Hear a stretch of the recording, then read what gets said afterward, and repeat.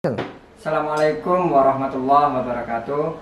Perkenalkan, nama saya Muhammad Nahya Sururi Al-Haq, mahasiswa pendidikan profesi guru dalam jabatan tahun 2023, program studi pendidikan agama Islam LPTK UIN Maulana Malik Ibrahim Malang akan melaksanakan uji kinerja. Terima kasih. Wassalamualaikum warahmatullahi wabarakatuh.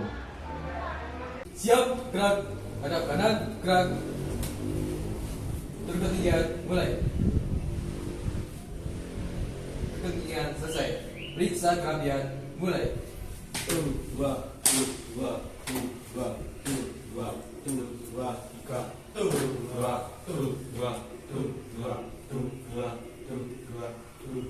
tiga. Periksa kerapian, selesai. Hadap diri, gerak. Setengah dengan jam kanan, gerak. Gerak.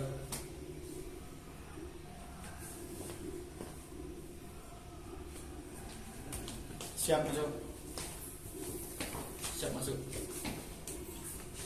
Siap.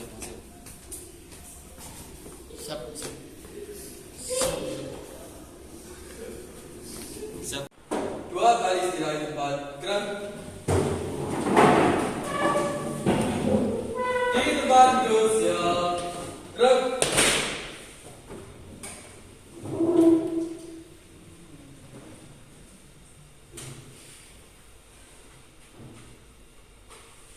Siap, berdoa, mulai.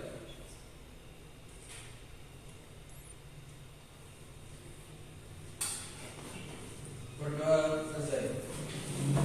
Istirahat tempat, gerak. Selamat siang hari. Assalamualaikum warahmatullahi wabarakatuh.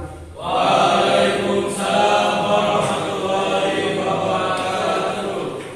Seperti biasa, sebelum mulai pembelajaran, mari kita baca Fatihah. Kita niatkan untuk kedua orang tua kita. Semoga orang tua kita selalu diberi Allah, dipermudah pekerjaannya, diberikan rezeki yang halal barokah.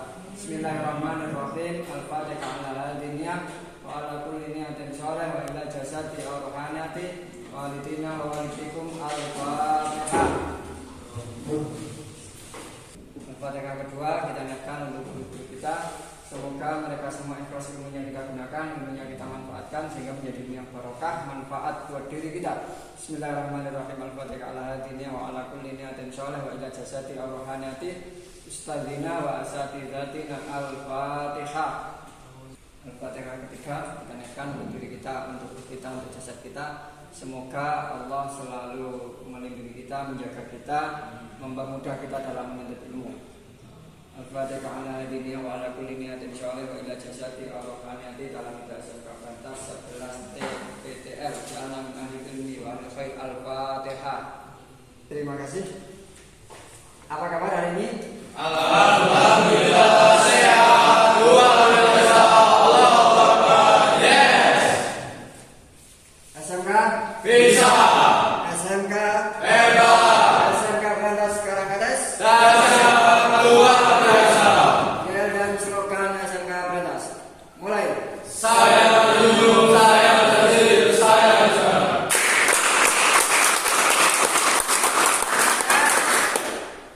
Mulai. Disiplin. Yes. Terima kasih. Sebelum mulai pembelajaran, Pak ingin janji dulu kehadiran kalian semua. Adit Ferdiansyah, Siap ada. Ahmad Reza, Siap ada. Aldi Irfan, Aldo Irfan, Siap ada. Aldo Putra, Siap ada. Muhammad Aksa, Siap ada. Muhammad Rian, Tadi sudah ada. Naufal, Siap ada. Riandra, Siap ada. Sony, Siap ada. Yulian Diptan. Siap ada. Oke, terima kasih. Terima kasih. Hari ini kita masuk ke minggu yang ketiga, pertemuan ketiga pada Sumatib ini. Di minggu yang lalu kita membahas tentang Quran Surat Al-Imran ayat 190 dan 91 berpikir kritis. Tapi di minggu yang lalu kita membahas pada identifikasi tajwid, membaca dan menghafal. Maka di minggu ini tujuan pembelajaran kita yang pertama adalah menganalisis ayat Al-Quran surat Al-Imran ayat 190 tentang berpikir kritis dan semangat mencintai ilmu teknologi dengan benar. Yang kedua, mengidentifikasi isi kandungan. Jadi kalau di minggu kemarin kita membahas tentang tajwidnya, minggu ini kita akan membahas tentang isi kandungan dan sikap yang mencerminkan Quran surat Al-Imran ayat 190-91 tentang berpikir kritis dan semangat mencintai iptek dengan benar. Sedang tujuan yang ketiga adalah menganalisis hikmah berpikir kritis dan semangat mencintai ilmu dan teknologi dengan cara yang baik dan benar. Oke, ini pertanyaan pematik buat kalian ya. What is critical thinking? Definisi berpikir kritis. Kira-kira apa pengertian atau yang dimaksud dengan berpikir kritis? Adakah yang tahu pengertian berpikir kritis? Berpikir secara mendalam. Berpikir secara mendalam. Coba lihat ya. Berpikir kritis adalah kemampuan untuk berpikir jernih dan rasional yang meliputi kemampuan untuk berpikir reflektif dan independen. Ya. Sebagai orang beriman, kita hendaklah mengimani semua firman-firman Allah, kemudian berusaha memahami makna yang terkandung dan merefleksikannya ke dalam sikap dan tindakan yang positif. Jadi kemarin yang kita bahas ini ya, membaca, menghafal. Di kali ini kita akan masuk kepada isi kandungan tadi dengan cara berpikir kritis. Quran surat Al-Imran ayat 190. Coba saya mohon bantuannya. Ayat yang kemarin dihafal yang telah kita baca, minta saya mohon salah satu bisa membaca ayat yang ada di depan. Ayo siapa? Ya, silakan. Di buku sini ya Pak ya. Boleh lewat buku atau lewat surat yang ada di depan. أعوذ بالله من الشيطان الرجيم بسم الله الرحمن الرحيم إن في خلق السماوات والأرض واختلاف الليل والنهار لآيات لأولي الألباب الذين يذكرون الله قياما وقعودا وعلى جنوبهم ويتفكرون في خلق السماوات والأرض ربنا ما خلقت هذا باطلا سبحانك فقنا عذاب النار صدق الله العظيم. Coba minta bantuan artinya bisa dibaca. Ayo Aksan.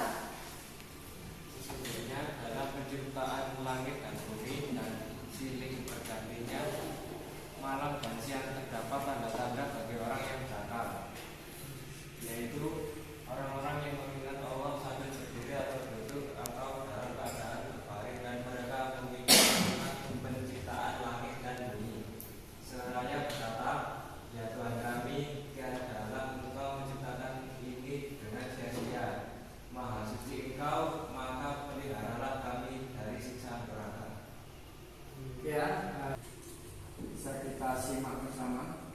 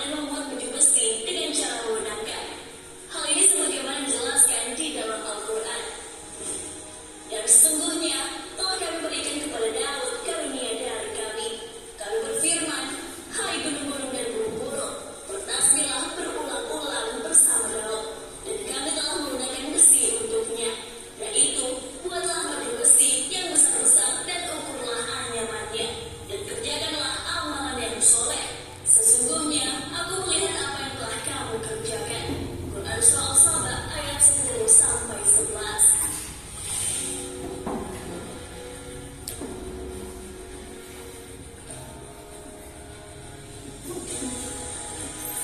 Secara tegas ayat tersebut menjelaskan bagaimana membuat baju perang dari besi. Ibnu Katsir mengutip pendapat Hasan Basri yang mengatakan bahwa anugerah yang diberikan Allah Azza wa Jalla kepada Nabi Daud, salah satunya kemampuan yang luar biasa dalam menipiskan atau melebihkan dan membakar tempahan besi tersebut.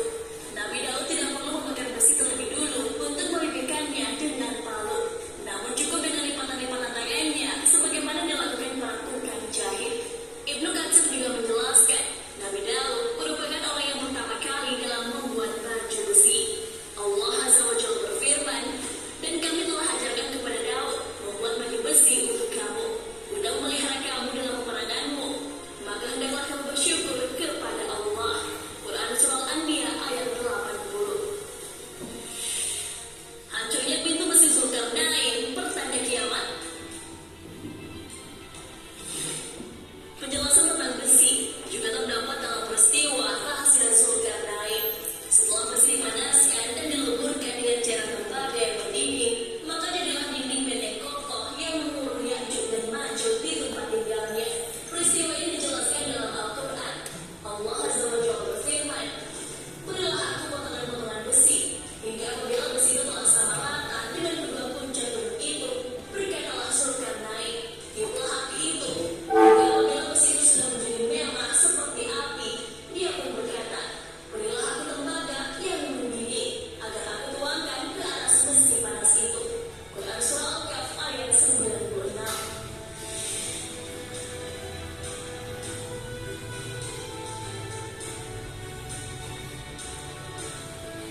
Melihat peristiwa rahasia itu, penduduk Bukit bersuka cita.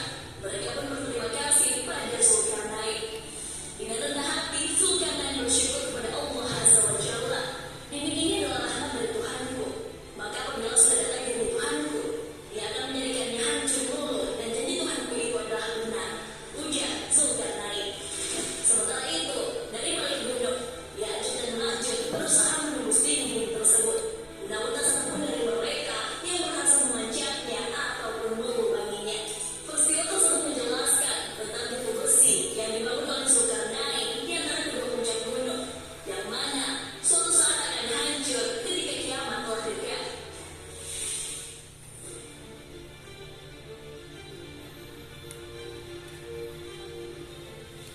Nah, sahabat beriman, itulah keajaiban dan manfaat diturunkannya besi sebagaimana dijelaskan di dalam Al-Quran. Keberadaan besi sangat bermanfaat bagi manusia di bumi. Allah Azza wa Jalla berfirman, dan Allah menjadikan bagimu tempat bernaung dari apa yang telah Dia ciptakan. Dan Dia jadikan bagimu tempat-tempat tinggal di gunung-gunung. Dan Dia jadikan bagimu pakaian yang memeliharamu dari panas, dan pakaian baju besi yang memelihara kamu dalam peperangan.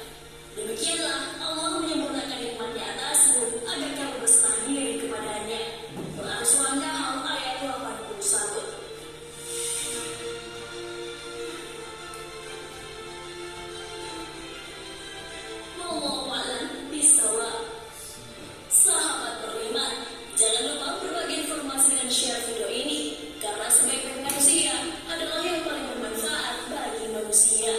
Wassalamualaikum warahmatullahi wabarakatuh. Oke, setelah kita memahami video tadi, berikutnya saya ingin kalian membentuk kelompok ya, untuk melaksanakan kerja kelompok LKPD yang ketiga. Berikut nanti dengan menggunakan perangkat kalian, menggunakan HP kalian ya. Nanti silahkan kalian browsing, kalian searching dari Google tentang ayat-ayat Allah yang berhubungan dengan ilmu pengetahuan. Ya, silakan ditulis kelompoknya. Kemudian ayat apa, surat apa, nanti ya inti dari ayat itu menjelaskan tentang apa. Oke, bisa dipahami? Oke, selanjutnya silakan kalian membentuk kelompok.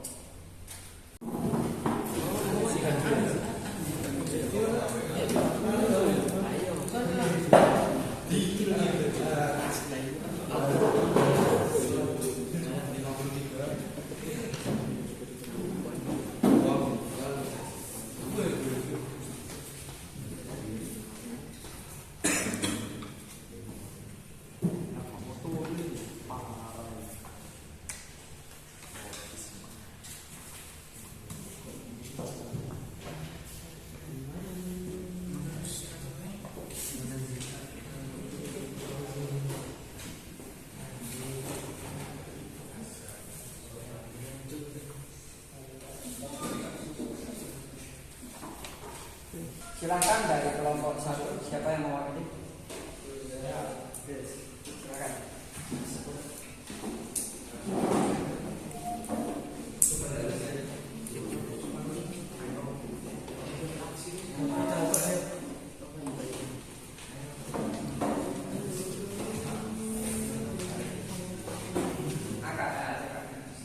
Assalamualaikum warahmatullahi wabarakatuh. Waalaikumsalam warahmatullahi wabarakatuh. Jadi saya perwakilan dari kelompok 1 dengan mencari tentang ilmu pengetahuan yang ada dari ayat Al-Quran, kita menemukan Quran surat An-Nazi'at ayat 30. Menurut tafsir Ibnu Katsir, apakah kalian yang lebih sulit penciptaannya ataukah langit?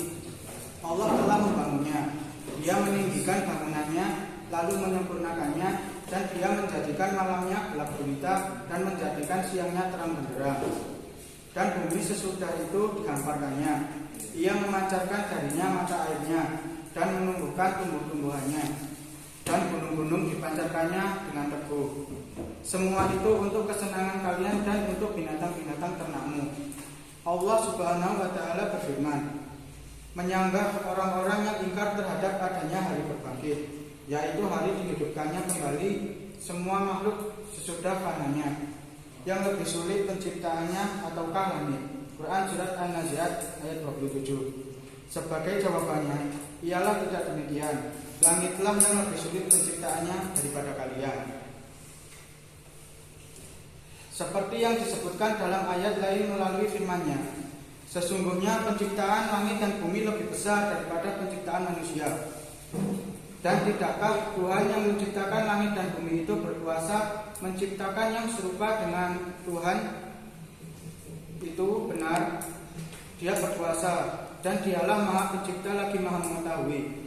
Yasin ayat 81. Adapun firman Allah Subhanahu wa Ta'ala, Allah telah membangunnya. Kemudian ditafsirkan atau dijelaskan oleh firman selanjutnya, Dia meninggikan bangunannya lalu menyempurnakannya.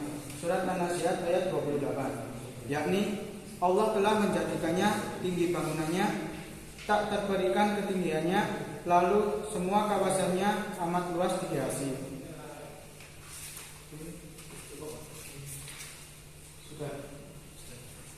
Jadi demikian hasil presentasi kami dari kelompok 1 tentang ilmu pengetahuan dari ayat Al-Quran. Saya tutup, terima kasih. Wassalamualaikum warahmatullahi wabarakatuh. Waalaikumsalam warahmatullahi wabarakatuh. Dari kelompok 1 tadi memaparkan hasil diskusinya tentang isi kandungan Quran surat An-Nazi'at ayat 30. Berikutnya dari kelompok 2.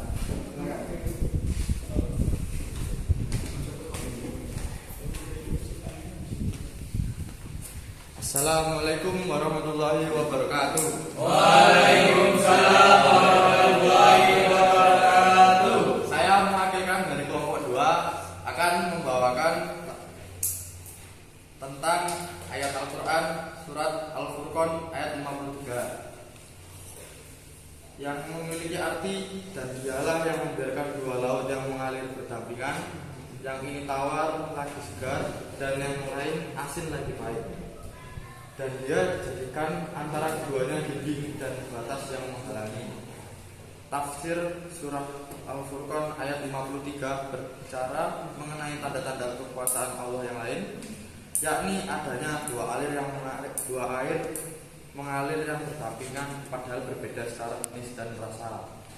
Ayat ini berisi tanda kekuasaan Allah yang keempat, yaitu Dia yang membiarkan dua macam air mengalir berdampingan. Yang satu tawar dan segar, sedangkan yang lain asin dan pahit, seperti yang terjadi di muara sungai-sungai besar.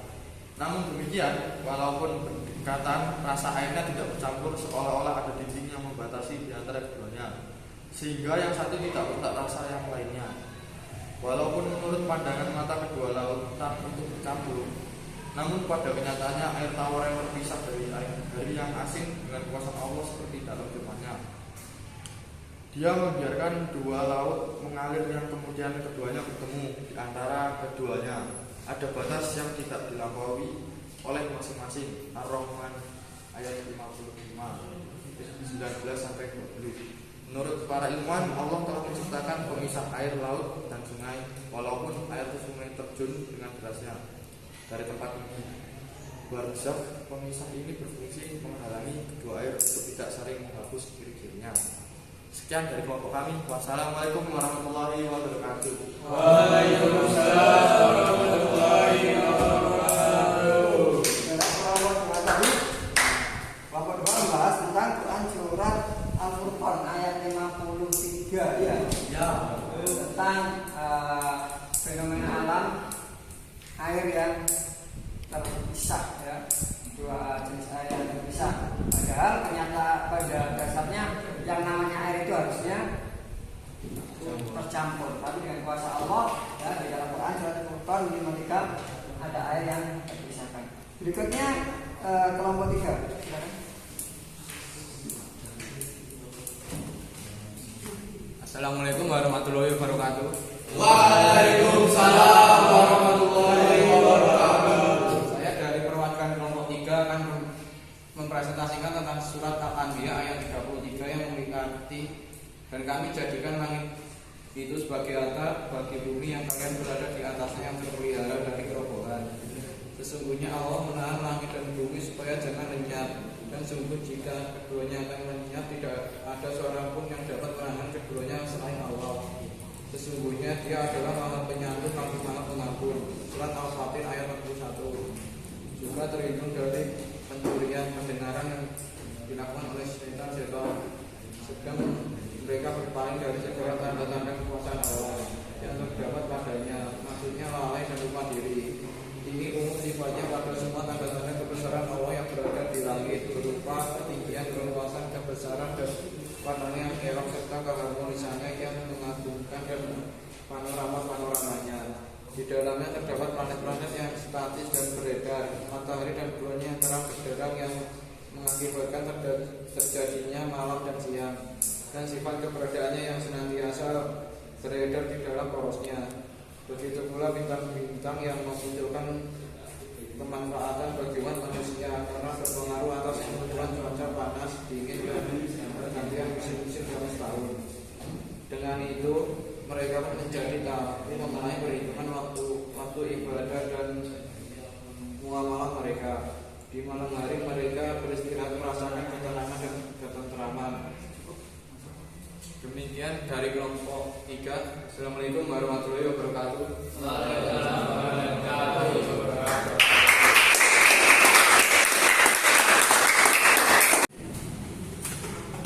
Oke, terima kasih dari masing-masing kelompok ya yang telah menyampaikan hasil diskusinya. Ya, jadi mulai dari kelompok 1 yang membahas tentang Quran surat Al-Anbiya, kelompok 2 surat Furqan, dan kelompok 3 ya. Terakhir ada yang bisa menyimpulkan, merefleksi pembelajaran. Assalamualaikum warahmatullahi wabarakatuh. Waalaikumsalam warahmatullahi wabarakatuh.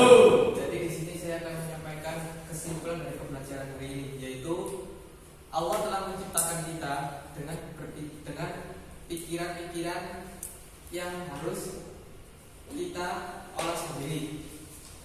Artinya dengan kita bisa mengolah pikiran kita di jalur yang benar.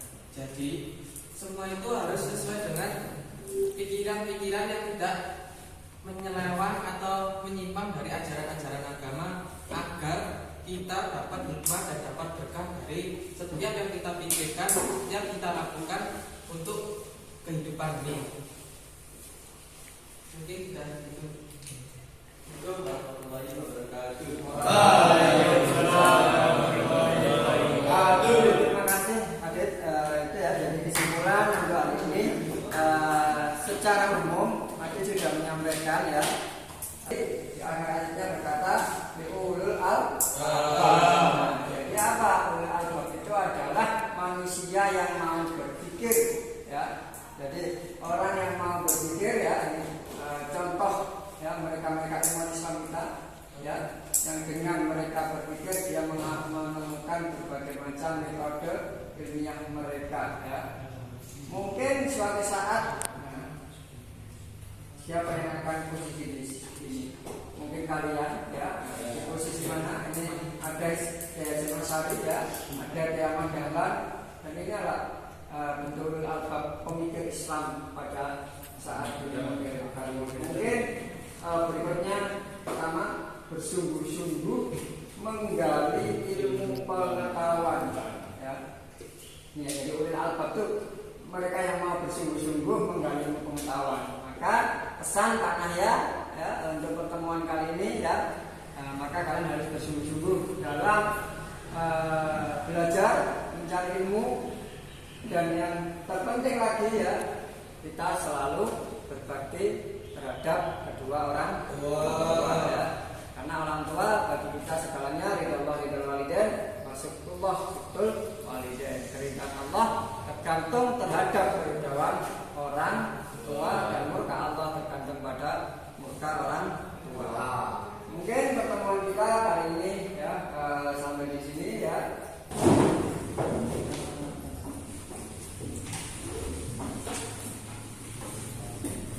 Di tempat duduk siap, gerak.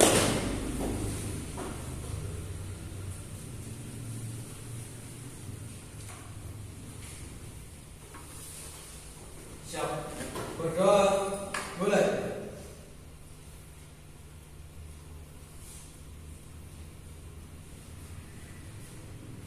Berdoa selesai. Kira di tempat, gerak. Sudah.